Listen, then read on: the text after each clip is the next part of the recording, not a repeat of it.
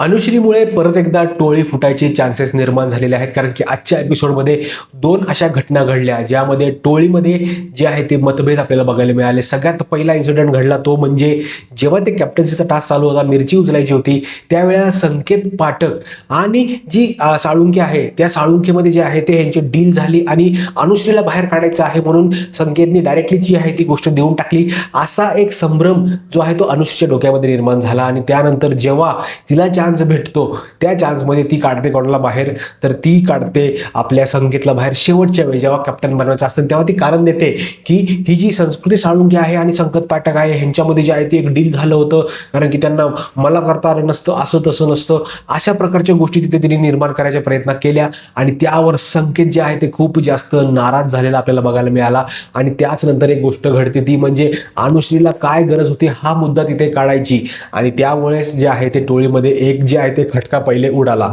आणि त्यानंतर जेव्हा संपूर्ण ह्यांचं जे गुढीपाडव्याचा एपिसोड आहे तो तिकडे शूट बीट झाला, त्यानंतर शेवटी एकदम एंडिंगला जे आहे ना ती अनुश्री तिकडे एक गोष्ट सांगायचा प्रयत्न करत असते एक्झाम्पल देऊन. ते असं असतं की ज्या पद्धतीने जे कोण नॉमिनेशन्समध्ये जातील लोक, जर समजा संस्कृती राहिली आणि आपण सगळे आहोत तर संस्कृतीचे जायचे चान्सेस खूप जास्त आहेत. जर विशाल, अनुश्री आणि सागर दादा तुम्ही असाल तर त्यामध्ये तुमचे जायचे, मग सागर तुमचे जायचे चान्सेस खूप जास्त आहेत. हे जेव्हा ते बोलते ना त्या टायमाला सागरचं देखील तिकडे डोकं फिरतं आणि सागर जे बोलायचं आहे ते प्रयत्न करतो की अनुश्रीला आता जरा नीट चांगल्या पद्धतीने जे आहे ते समजवावं लागणार आहे, ती काय बोलते तिला कळत नाहीये. म्हणजे हे बघा, आता शेवटी एक इंडिव्हिज्युअल गेम खेळायचा वेळ आलेला आहे, कारण की फक्त 10 जण राहिलेले आहेत.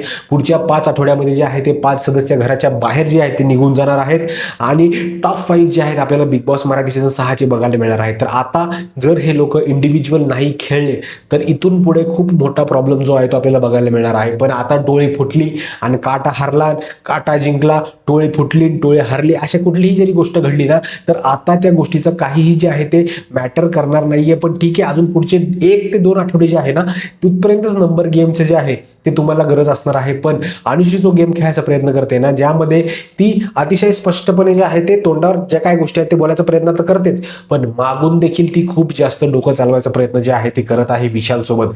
विशालला वाटत असेल तो एकटाच मास्टर माइंड आहे, पण तसं नाहीये. अनुश्रीकडे देखील खूप जास्त डोकं आहे आणि पद्धतशीर जी आहे ती प्लॅनिंग करायचा प्रयत्न जे आहे ती करत आहे. आणि मी तुम्हाला सांगतो अनुश्रीला टॉप 5 मध्ये घेऊन गेलंच पाहिजे, कारण की टॉप 5 मटेरियल आहे अनुश्री, माने. आणि अनुश्री जिंकली तरी मला काय असं वाईट वाटणार नाही, पण तन्वी जिंकू नये अशीच माझी इच्छा आहे. बाकी तुमचं या संपूर्ण गोष्टीवर काय मत आहे ना नक्की कमेंट करून सांगा, कारण की तुमचं मत माझ्यासाठी महत्त्वाचं आहे. भेटूया पुढच्या व्हिडिओमध्ये. तोपर्यंत जय हिंद, जय महाराष्ट्र.